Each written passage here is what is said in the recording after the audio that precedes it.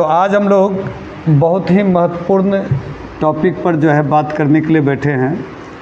आप लोग जो वीडियो देख पा रहे हैं, आज आप लोग कुछ बच्चे से भी यहाँ पर परिचय होगा, जो इन्होंने बहुत सारा जो है बात रखा कि नहीं, कुछ ऐसे सवाल आते हैं जो बोर्ड परीक्षाओं में बच्चे को हमेशा कठिनाई देता है। कठिनाई ये देता है कि परीक्षा में लिखे कैसे, परीक्षा की तैयारी कैसे करें इत्यादि। तो इन लोगों के जिद पर आज हम सब मिलकर के एक अपने लिए भी, यहाँ जो उपस्थित बच्चे हैं उनके लिए भी, और जो इस बार बोर्ड देंगे उनके लिए भी, सबके लिए एक जो है अच्छा वीडियो बन जाएगा, जिसमें इनके प्रश्न होंगे और उत्तर मिलेंगे इनको, और जिससे इनका जो है मार्ग प्रशस्त होगा कि बोर्ड परीक्षा की तैयारी कैसे और किस प्रकार किया जाए। तो हम लोग चलते हैं, कौन बच्चे क्या क्या सवाल कर रहे हैं। तो यहाँ पर सबसे पहला सवाल किनका है? तो अभी जो है हाथ खड़ा किया है आलोक का पहला सवाल है।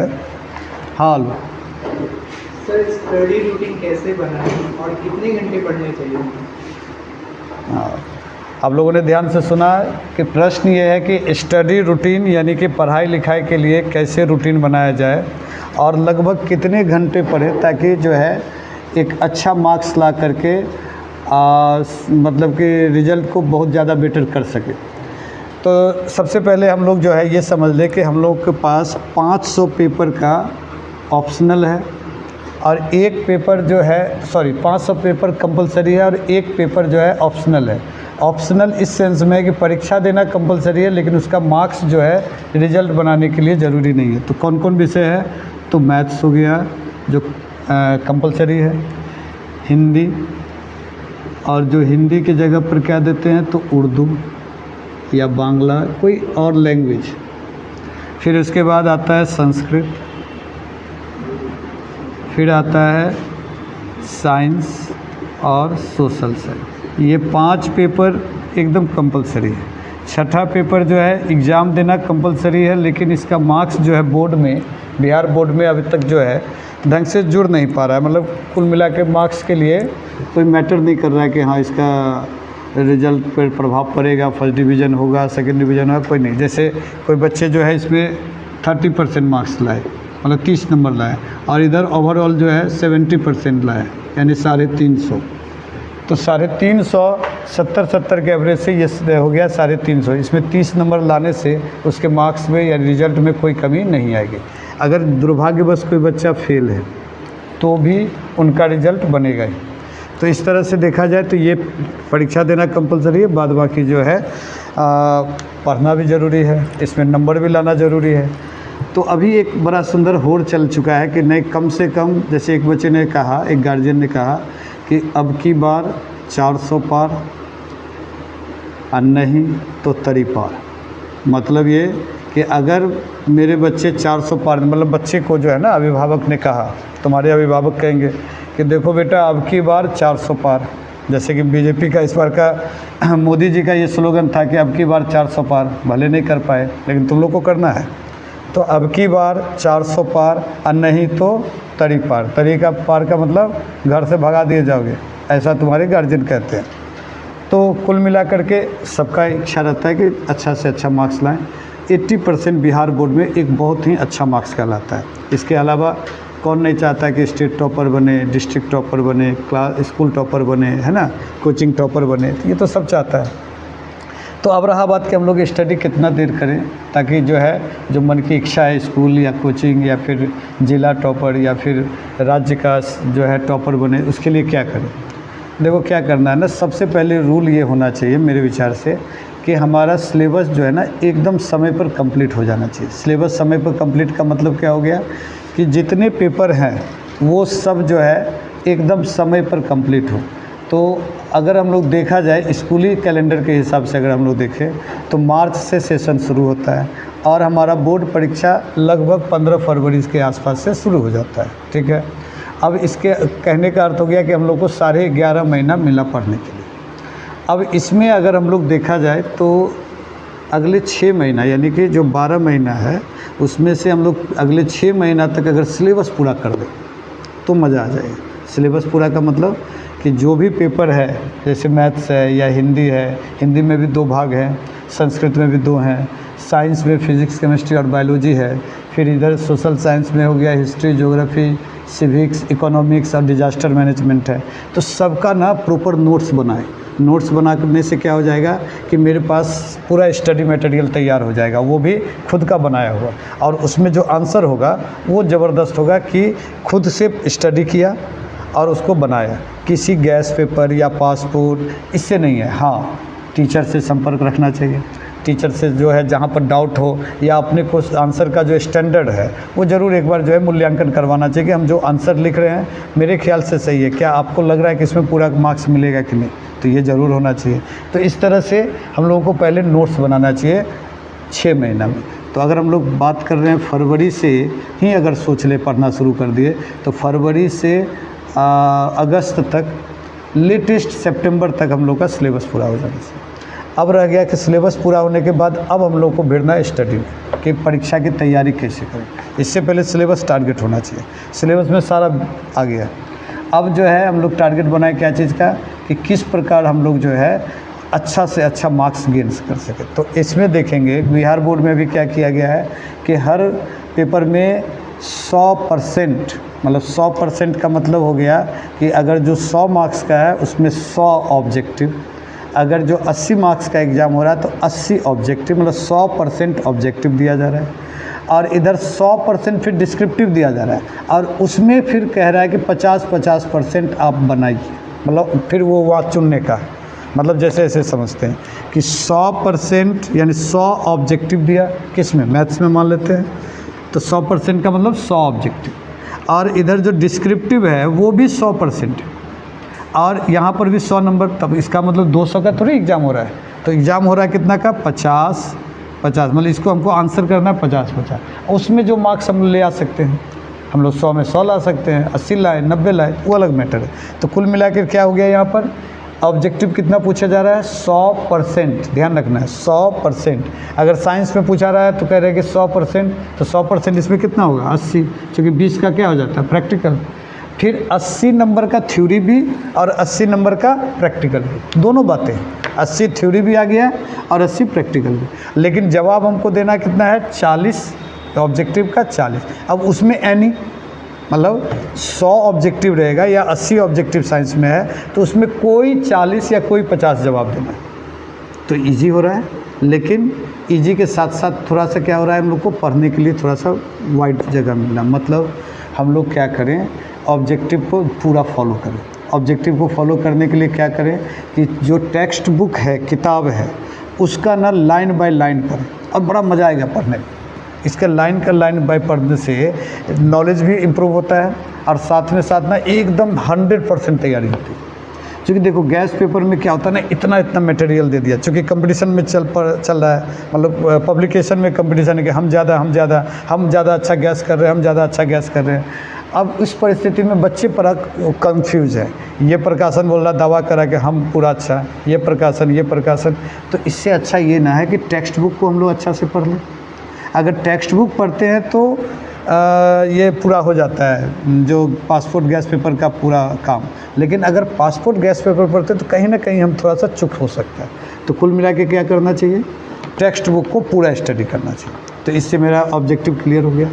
अब पढ़ने से एक और होता है क्या, और अपना नोट्स बनाने से कि बार बार नोट्स बनाएं और नोट्स बना के उसको लिखें और टेस्ट के तौर पे उसको प्रस्तुत करें। जैसे अभी अपने संस्थान में क्या है, 6 महीने का टेस्ट सीरीज है। अब 6 महीने का टेस्ट सीरीज का मतलब क्या हो गया कि लास्ट का 6 महीना, तो जनवरी, अगर हम लोग डिसेंडिंग ऑर्डर में जाएं तो जनवरी, दिसंबर, फिर नवंबर, फिर अक्टूबर, सितंबर और अगस्त। 1 अगस्त से टेस्ट सीरीज शुरू हो जाता है।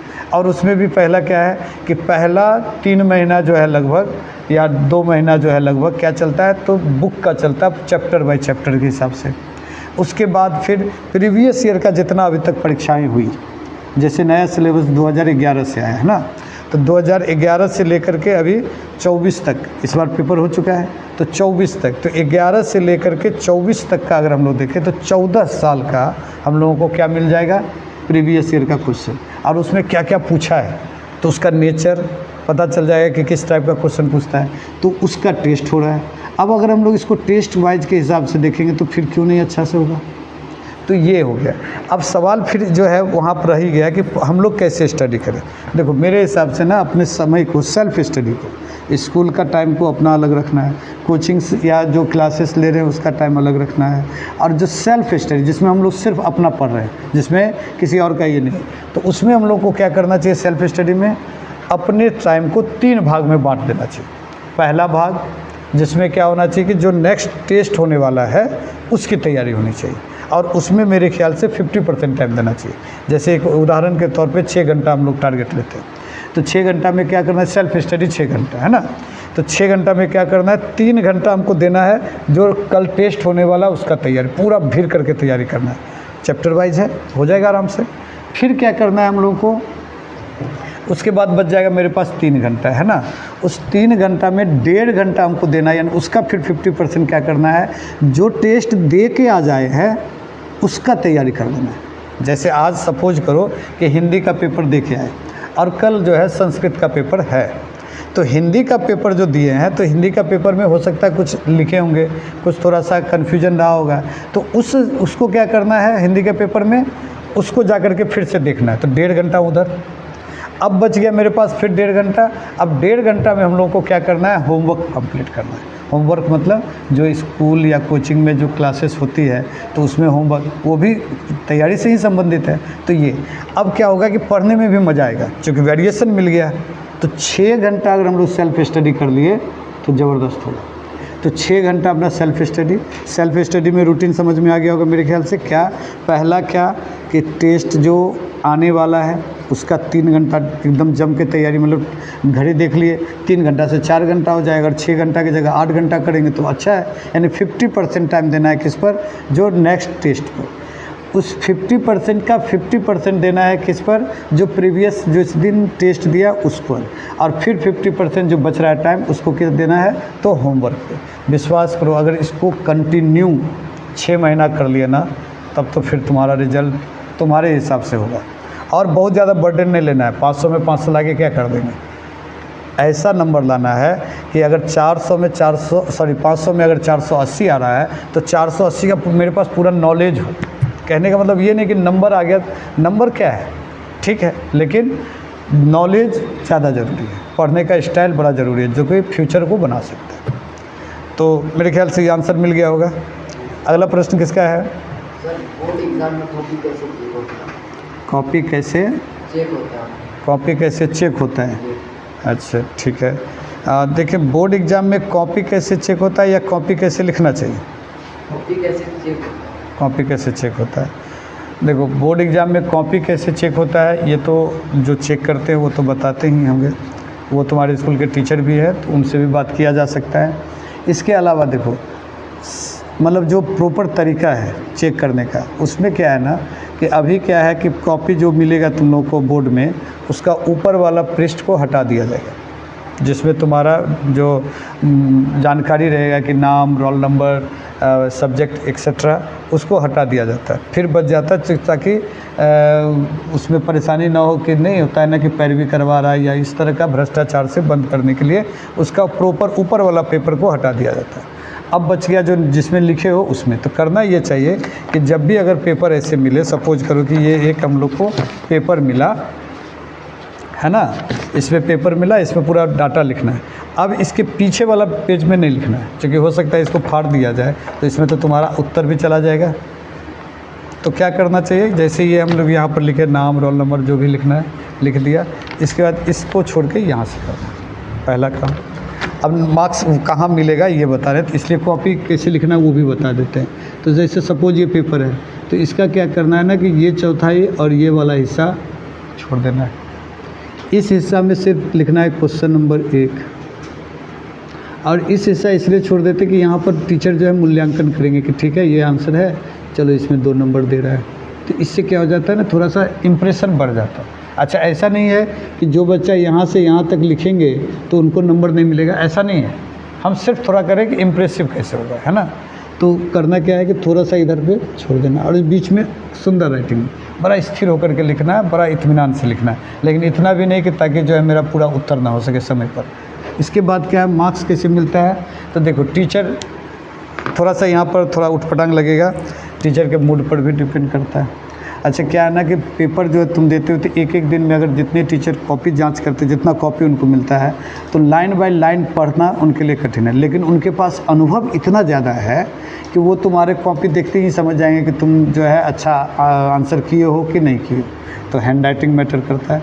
तो हैंड राइटिंग अगर तुम्हारा ठीक रहा और पहला दूसरा तीसरा चौथा आंसर अगर सही रहा तो और ज़्यादा अच्छा मिलेगा। तो मार्क्स वो जो है देते हैं, जब भी वो मार्क्स देंगे तो वो कोशिश ये करते हैं कि तुम्हारा जो इम्प्रेशन है उसके आधार पर मार्क्स दे। सपोज कि 4 नंबर का पेपर तुम दिए और 4 नंबर में तुम्हारा हैंड राइटिंग अच्छा है, जो मांग रहा है उसको तुम प्रॉपर लिखे, मतलब आंसर अच्छा बनाए, तो वो 4 में तुमको 4 दे सकते हैं, ऐसा नहीं कि नहीं दे सकते, लेकिन वो कोशिश करते हैं कि थोड़ा सा मार्जिन रखे ताकि सवाल उन पे ना उठे, है ना। जैसे अगर वो 4 में 4 दे दिए, मतलब 100% दे दिए, तो फिर क्या होगा ना कि तुम्हारा मार्क्स अगर 100 में 100 आ जाता है, सपोज करोगे 100% आ गया, तो वो कॉपी रीचेक होता है। रीचेक होता है तो फिर उनको लगता है कि अरे कहीं रीचेक में हमको फिर से ना हो जाए कि कहीं मेरा ही गलती ना निकल जाए, इसलिए वो कोशिश करते हैं कि वहाँ पर हाफ नंबर काट लें, अगर बहुत इम्प्रेसिव है तो भी।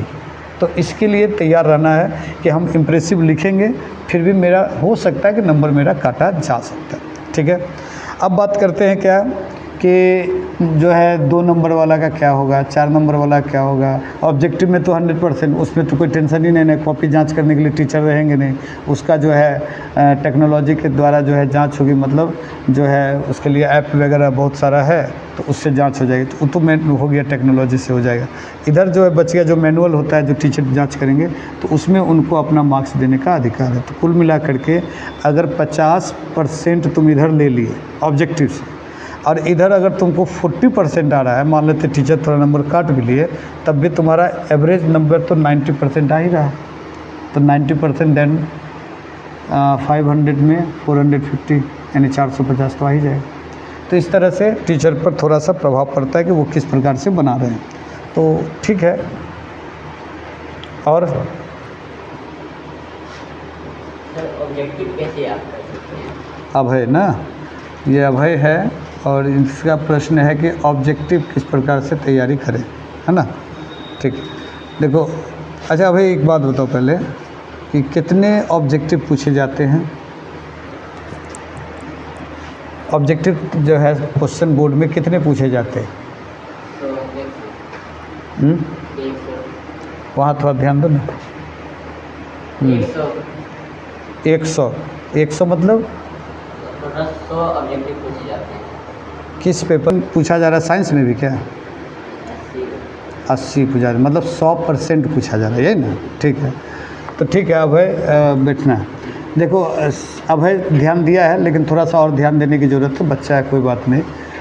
मैंने पहले ही बता दिया ना कि जितना भी ऑब्जेक्टिव को अगर देखना है तो टेक्स्ट बुक को अच्छा से पढ़ना है, याद नहीं करना है। अच्छा एक चीज़ और है ना कि जो पेपर जैसा है उस हिसाब से तैयारी करना चाहिए। जैसे मैथ को कोई भी बच्चा अगर पढ़ रहा है तो समझ लो वो लोल है, मतलब नहीं समझे, पढ़ रहा है कि हाँ 1 का A 2 का B, अच्छा इसका उत्तर 3/4 5/4, मतलब समझ लो ना बेवकूफ़ है, क्योंकि वो कुछ नहीं। एक्चुअल में मैथ का मतलब होता है आप लिख करके ही उसको तैयार कर सकते हैं, ठीक है। अब साइंस को ना एक्सपेरिमेंटल देखना है। जैसे आप कह रहे हैं ना कि अभी ये हमसे आलोक पूछा कि जो है परावर्तन किसे कहते हैं। अब परावर्तन हम बता दें कि देखो एक प्रकाश जो आती है वो जो टकरा जाती है तो उसी को परावर्तन कहते हैं, ठीक है।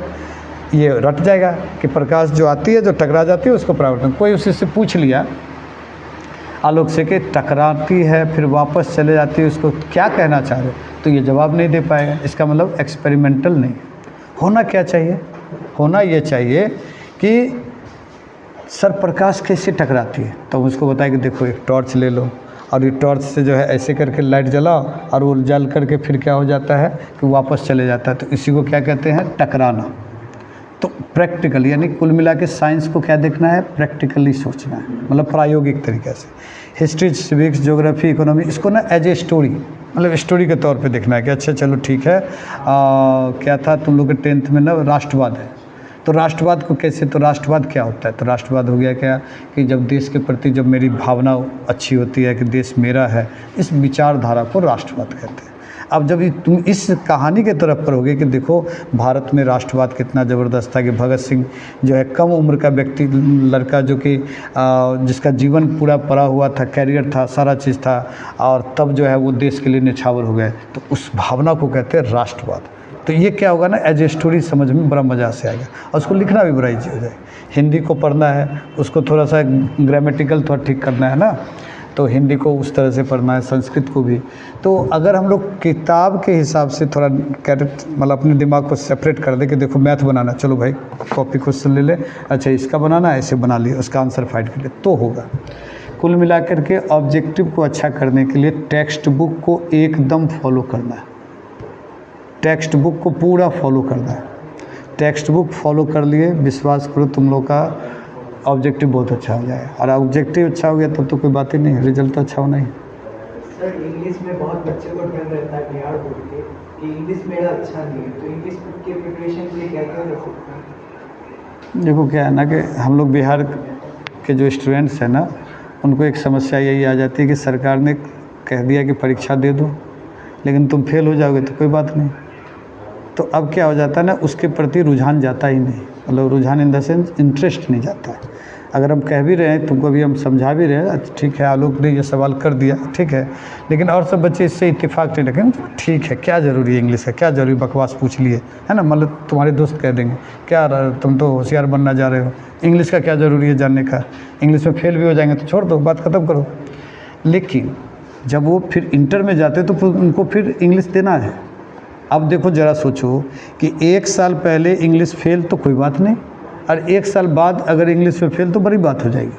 तो ये एक बड़ा समस्या है, थोड़ा सा गवर्नमेंट को यहाँ लेना चाहिए स्टेप्स कि भाई इसका भी परीक्षा जैसे आप लेते तो ठीक है, लेकिन इसमें भी पास फेल का कोई महत्व होना चाहिए। अब ज़रा सोच के चलो तुम ही कि तुमको अगर अभी तैयारी के लिए बात हो रही है, तुमको हम कहेंगे ठीक है बुआ इंग्लिश है, तुम बोले सर क्या ज़रूरत है इंग्लिश का, इससे अच्छा मैथ पढ़ लेंगे 1 घंटा तो ज़्यादा अच्छा है।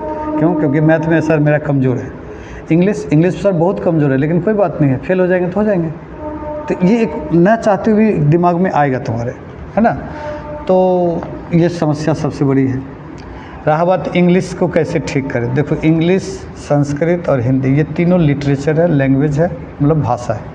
और भाषा को ना ठीक करने के लिए क्या होना चाहिए, हम लोगों का रहन सहन, बातचीत का जो शैली है वो बहुत मैटर करता है। तो इंग्लिश में क्या करना चाहिए, एक चूँकि हमारा लैंग्वेज है नहीं तो हम लोग को उसको क्या करना चाहिए ना कि रेगुलर, कोई भी काम को रेगुलर करना है, कंसिस्टेंसी बहुत ज़रूरी है। तो आज तुमने पूछा इंग्लिश के बारे में, आज हम बता देंगे, लेकिन उसको तुम क्या करोगे, कल करोगे या तो परसों 5 घंटा पढ़ लोगे इंग्लिश, चलो ठीक है बाप रे आज टेस्ट है तो फलना है तो चलो पढ़ लिए, अब फिर उसके बाद 15 दिन छोड़ दिया। नहीं, प्रत्येक दिन 10 मिनट ही सही, लेकिन प्रत्येक दिन पढ़ना है। तो करना क्या है ना, सबसे पहले इंग्लिश को अगर थोड़ा इंटरेस्ट जगाना है ना, तो डेली 5 मिनट ही सही, 7 मिनट ही सही, डेली आधा घंटा का एक पहले रूटीन बना लेना, 5 मिनट से 7 मिनट उसको पढ़ना है। मतलब जो तुम्हारा सिलेबस में है उसको 4 लाइन, गलती होगा होने दो, प्रोनाउंसिएशन करना है, मतलब किसी तरह हिज्जे लगा लेना है, पहला काम कर लेना है। उसके बाद फिर क्या है ना, जितना पढ़े, हम क्या बोल रहे हैं, हमको बहुत ज़्यादा नहीं चाहिए, हमको सिर्फ चाहिए ना कि 15-20 दिन, महीना दिन तक कंसिस्टेंसी से पढ़ लेना है। तुम विश्वास करो तुमको इंग्लिश के प्रति इंटरेस्ट आ जाएगा और तुम अच्छा, ज़रूरी नहीं कि पूरा चैप्टर फिनिश कर देंगे, क्वेश्चन आंसर याद कर लेंगे, रट्टा मार देंगे, ये सब सेकेंडरी मैटर है। इंग्लिश सीखना है तो 4 लाइन पढ़ लिए, फिर उस 4 लाइन को क्या किया, लिख लिया।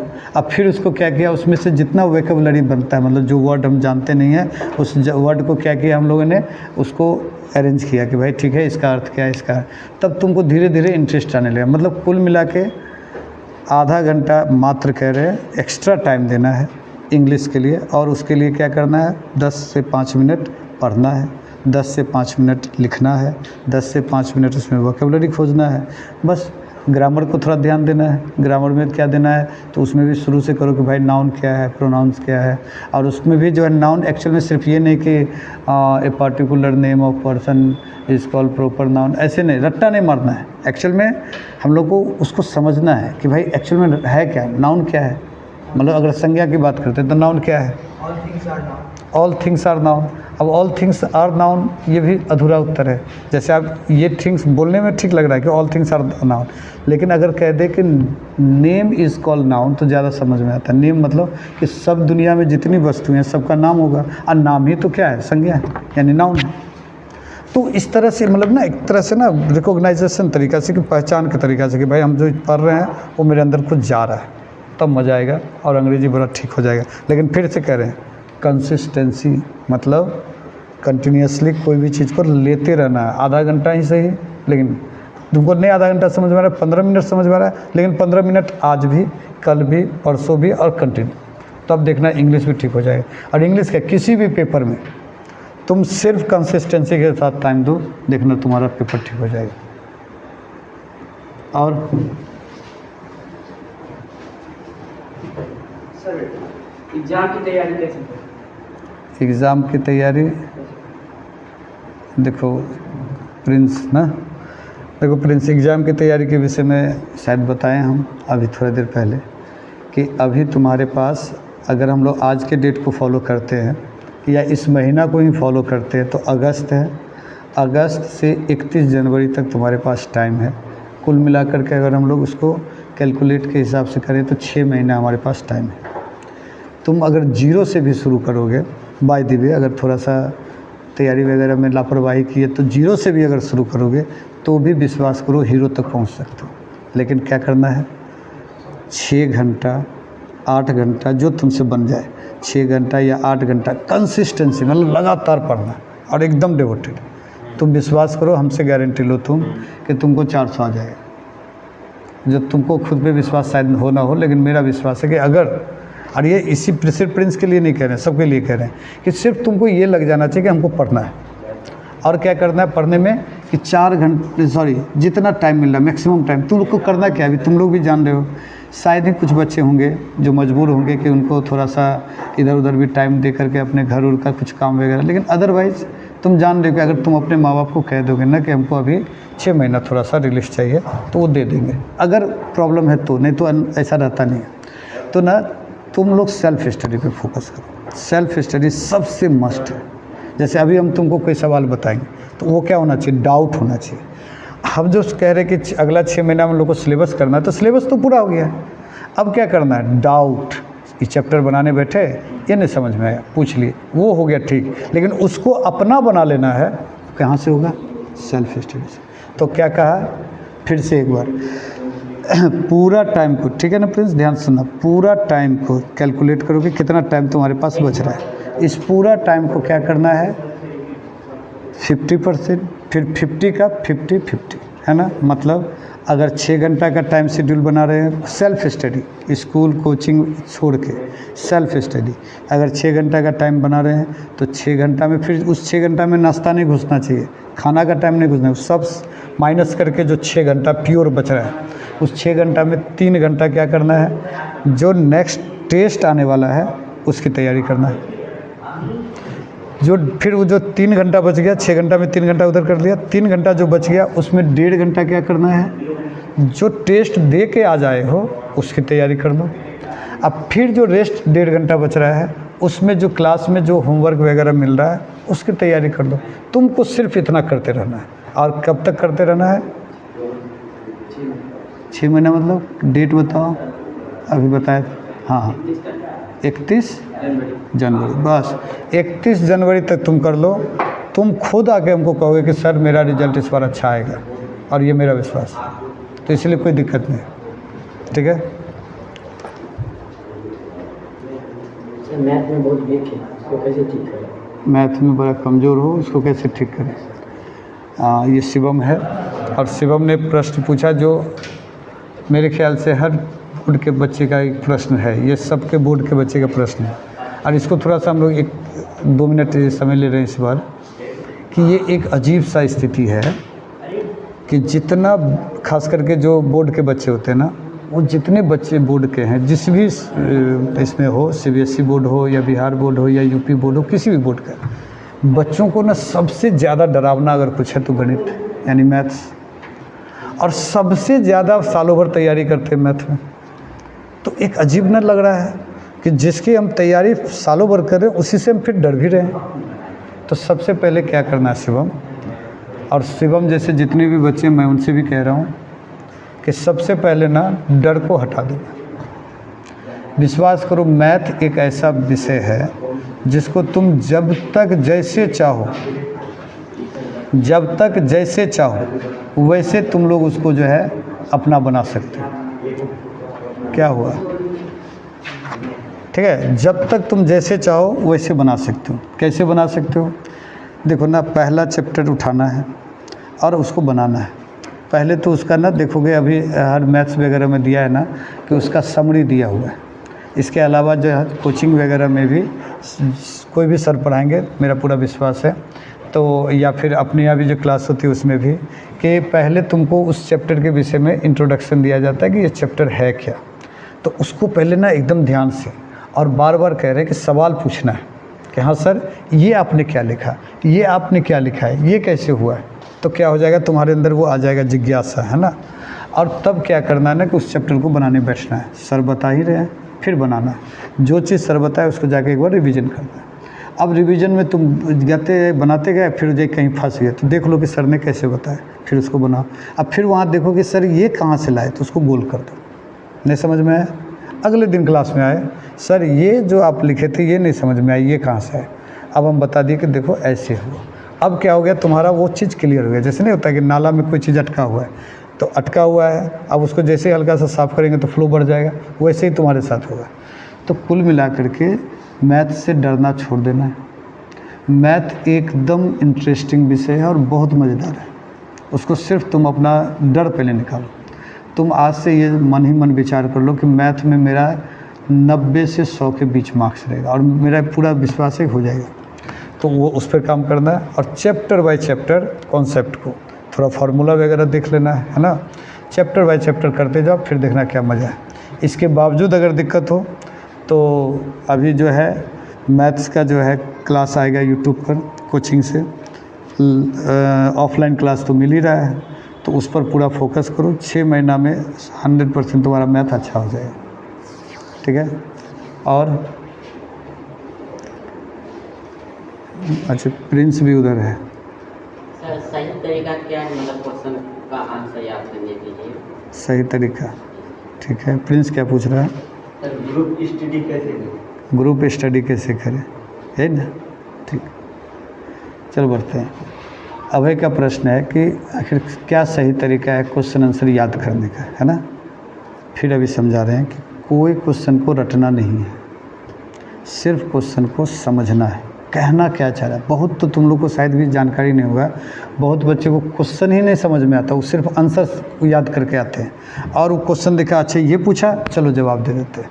बाद में जब वो आंसर दे के आते हैं तो पूछते रे बाबू ये इसका सवाल, तो इसका तो ये होगा। पता चला ए का बी में लिखा है, बी का सी में लिखा है।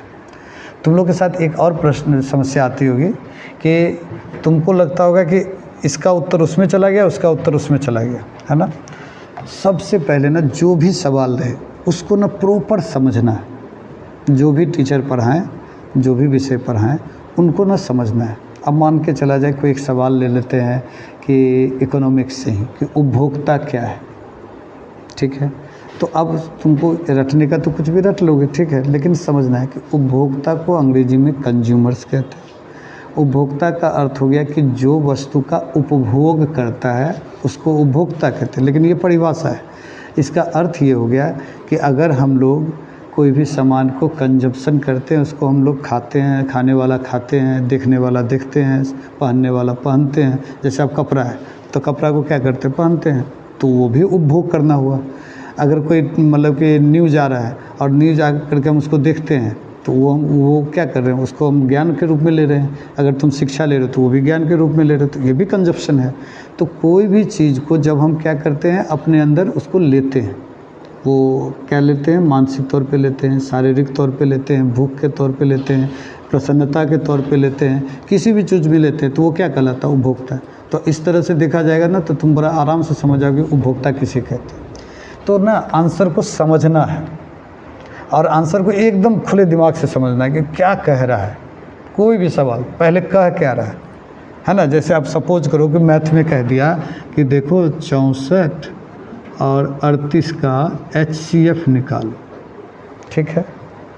अब तुमको लग रहा है कि भाई ये HCF निकालना है तो ऐसे ऐसे करके निकालेंगे। पहले तो ये समझो कि HCF होता क्या है, तब तुमको बड़ा इजी हो जाएगा। अब HCF का मतलब अगर तुमको समझ में आ जाएगा ना तो तुम विश्वास करो बड़ा इजी हो जाएगा कि मैं इसको बनाना। तुम बोलेगा ओ हो HCF का मतलब ये, तो तुम कहीं पर भी दिमाग अप्लाई कर दोगे। जहाँ नहीं भी लिखा रहेगा ना वहाँ भी कर दो, ओ ये कह रहा है कि 64 और 38 लीटर को नापने के लिए, जैसे सवाल ऐसे कर देगा HCF को ही कि 64 और 38 मीटर को नापने के लिए सबसे बड़ा मीटर कौन सा इस्तेमाल करें, वो भी HCF ही है। अब तुमको अभी नहीं समझ में आएगा, लेकिन अगर कॉन्सेप्ट समझ जाओगे कि इसका जो है ना 2 पे पावर 5, 2 दूनी 4, 32, 64 6 ना होगा जी, 2 गुने 2 गुने 2 गुने 2 गुने 2, हाँ 6 हो जाएगा, ठीक है।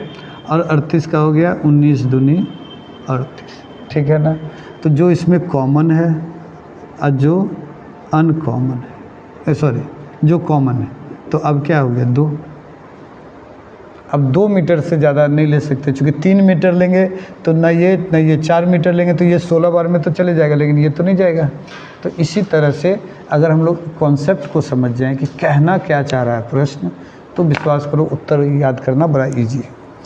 प्रिंस का सवाल है कि ग्रुप स्टडी कैसे हो। देखो ग्रुप स्टडी के लिए ना प्रिंस, ग्रुप का मतलब क्या होता है, समूह जिसमें 2 से 4 बच्चे तक ठीक ठाक है पढ़ाई के लिए। अगर बहुत ज़्यादा करोगे तो फिर वो पढ़ाई मतलब नहीं निकलेगा। ग्रुप में क्या फ़ायदा है स्टडी करने से, सो पहले समझते हैं।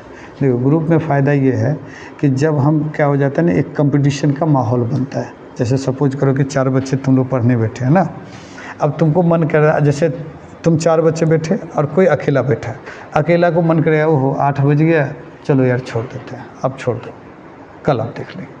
लेकिन जब ग्रुप स्टडी में होगा तो ज़रूरी तो नहीं कि चारों का मन कहेगा कि 8 बज गया छोड़ देते हैं। एक कहेगा नहीं रुक जाओ 8:30 बजे तक पढ़ेंगे, 8:30 बजे पढ़ें, अरे थोड़ा सा और बैठ जाते हैं।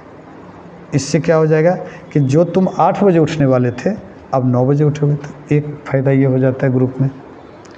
दूसरा फ़ायदा ये है कि अगर कोई चीज़ हम नहीं जानते हैं तो ग्रुप में जो और सब है कोई ना कोई जानेगा तो वो हमको एक्सप्लेन कर देगा, तो मेरा वहाँ पे काम बन जाएगा। जैसे ग्रुप स्टडी ऐसे ही होना चाहिए ना। जैसे कि सपोज करो हिस्ट्री का कोई क्वेश्चन है तो ना एक बच्चे क्या करो उसको पढ़ो, ऐसे ही पढ़ो और उसको एक्सप्लेन करो सबको एज ए टीचर, है ना। एक्सप्लेन किए देखो ये कहना चाह रहा है, तो उसमें से एक कोई बोलेगा नहीं नहीं देखो हमको लग रहा है ये भी कहना चाह रहा है। अब क्या हो गया, डिस्कशन हो गया, अब तुम्हारा माइंड साफ हो गया तो उत्तर याद। मैथ्स में कोई नहीं बन रहा है, देखो ना ये 2 नंबर तुम लोग से बना, हाँ हाँ लाओ हम बना देते हैं, तो बन जाएगा, डाउट क्लियर हो जाएगा। तो उसका एक सेगमेंट बना लेना कि कैसे कैसे, जैसे चलो ठीक है एक काम करते हैं आधा घंटा डेली मैथ बनाते हैं, ठीक है। अब आधा घंटा मैथ बनाने बैठे, अरे देखो ना प्रिंस ये बता दो, प्रिंस बता दिया, अरे रॉकी ये बता दो, रॉकी बता दिया। अब इस तरह से क्या हो गया, तीनों को प्रॉब्लम सॉल्व हो गया, तो हो गया ना। तो इस तरह से ग्रुप स्टडी का जो है बहुत फ़ायदा है। और फिर क्या है ना ग्रुप स्टडी में कि हम लोग बोर कम होते हैं, पढ़ाई थोड़ा इंटरेस्टिंग लगने लगता है ना। पढ़ाई इंटरेस्टिंग ये लगने लगता है कि चलो ठीक है मज़ा आ रहा है। कंपटीशन एक पैदा होता है कि वो हमसे ज़्यादा नंबर ले आया, अरे उसको तो याद हो जाता है, उसको तो मैथ समझ में आने लगता है। तो ये सब फ़ायदे हैं।